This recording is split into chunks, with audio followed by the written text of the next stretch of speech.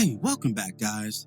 One major cliffhanger in the finale of Force Season 2 is the whereabouts of Maria Garcia, the younger sister of Miguel and Tommy's now estranged lover. Before we begin, be sure to hit the like button, subscribe, and bell notification to immediately receive these videos. Also, big thank you to all of my channel donors. If you'd like to be the next one, drop $1 on that Cash App for us. And lastly, a spoiler alert is now in effect for all things Power. Here we go. Towards the end of Season 2, Tommy had climbed the Mount Everest of Chicago's drug trade. He had gained everything that he had worked so hard for and diligently for throughout the season. A powerful connect, all the money one man could spend, the destruction of his enemies, and even the love of his life, the latter of which he was planning a getaway trip in the aftermath of all of his recent triumphs. However, one lingering op that Tommy was unaware of was Gennard, who, if you look in his eyes throughout the season, heavily resented Tommy for being at the forefront of what he was supposed to be at. You see, it was always Gennard's dream to elevate CBI into the current position that they hold. Gennard wanted CBI to be a major player in Chicago with his brother at his side.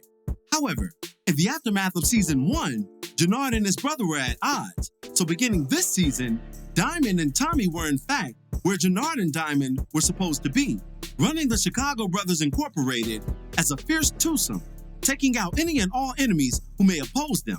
It was Tommy's vigor, vision, and ambition that propelled him to the heights that they are at now.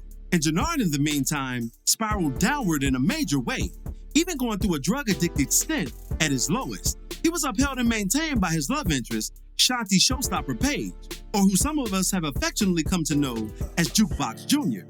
Jukebox Jr. elevated her man at his lowest point and kept him focused on the goal, which was the subversion of Tommy and the supremacy of CBI, with him at the head of it and her at his side, even if that meant taking Diamond off the board.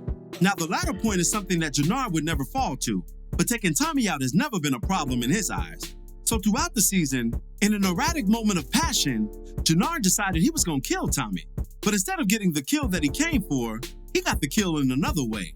Hard proof that Tommy was involved with Miguel's little sister, Maria, something that he held on to at the urging and advisement of his new love, Shanti, which was a wise move on her part. Because, as in the game of spades, you don't start off your hand playing spades, but you hold those large cards for when your opponent's hand begin to dwindle. That way, you know for sure that you'll be able to trump any attack that they have coming. This is what Gennard did. So he took the abuse, he took the verbal condemnation, such as Tommy sunning him before the CBI Collective, and the connect, making him make him a drink. You know, things like that.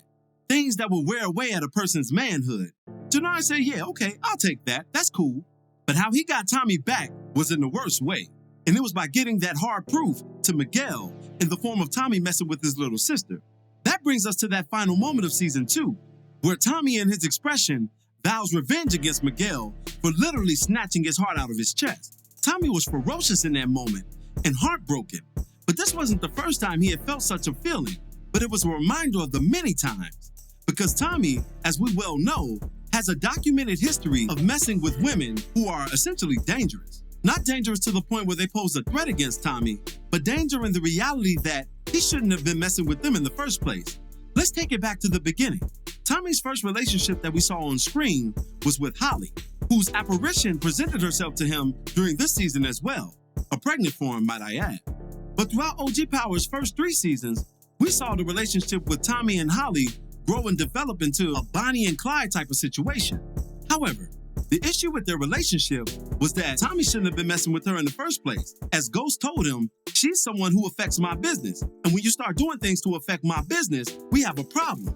Additionally, Tommy was talking too much to Holly, sharing way too many intimate secrets, none more important than his true occupation and the code name of his brother and leader, Ghost. And we all know how this relationship ended, in her unceremonious death by strangulation, as Tommy had to make a choice. And that choice came down, of course, to the Ghost Man. It always does. Tommy's next forbidden relationship would come in the form of Lakeisha Grant. Now, Lakeisha was off limits only by way of her proximity to Tommy's best friend and extended sister, Tasha St. Patrick. Although Tasha was in the game and Tommy was in the game collectively with their family, Keisha was not. So by her being an outsider and Tommy messing with her, he added her to the fold just by way of association and put her in positions that she wasn't prepared for. Keisha would default on her civilian status when it came down to the protection of her and her son Cash, something Tommy wouldn't know until after her death by Tasha's gun. A death that was a necessary one because it came down to the preservation of not just Tasha and her son Tariq, but the entire collective as a whole, understanding that the feds were building a case against all of it. Tommy would then, in his solo season, acquire the affections of Gloria. The only problem with this is, Gloria never belonged to Tommy, and although Tommy professed love for her, he wasn't in love with her. That love was reserved for Victor Flynn, and Vic Flynn was a heavy hitter at the time as the budding leader of the Flynn family, who controlled a faction of the streets in Chicago, specifically the North Side. In this involvement, Tommy would move a little wiser and shrewder, and even gave her back to the game in the form of Vic Flynn. To compound that wisdom, he even gave Vic the keys to get Gloria out of there in time enough to save her life, understanding Walter's true plans for her. However, she would also be lost to him by the wages of the gun, as Vic would not comply in time enough to get her away from danger. This brings us to Maria. And of course, we all know the threat that Maria posed to Tommy's life. Tommy was vying for a position in the Chicago drug trade, and not just as an underling, but as a boss, a competitor, an equal, and even a supreme successor to those who would oppose him. By messing with Maria, he was mixing business with pleasure in a major way, something that his older self would have done, but we thought he graduated from, but apparently he didn't. This history brings us to today, because Maria, although missing, just may still be alive, but may be at such a distance that Tommy will, like Miguel said, never see her again. Miguel said something very interesting in his plot to divide Diamond against Tommy and take over CBI in full under his leadership and distribution. He stated that after he took over CBI and killed Tommy, he was going to place his family on a private plane to Mexico and restore family order there. This is likely where Maria is now. In fact, stowed away somewhere in a Mexican village, miles away from Tommy's touch, desire, and influence. This only adds to his dark relationship history, and it's something that we all should have known when Kate Egan and Maria were introduced together for the first time. As I previously stated, historically on this channel, Kate Egan is the angel of death in Tommy's relationship aspiration. Whenever she comes on the scene, be it with Holly, with Lakeisha, or with now Maria, something detrimental is coming to the girl. And I mean something detrimental always comes to the girl. As we know, Holly by strangulation, Lakeisha by bullet, and now Maria by a stranger.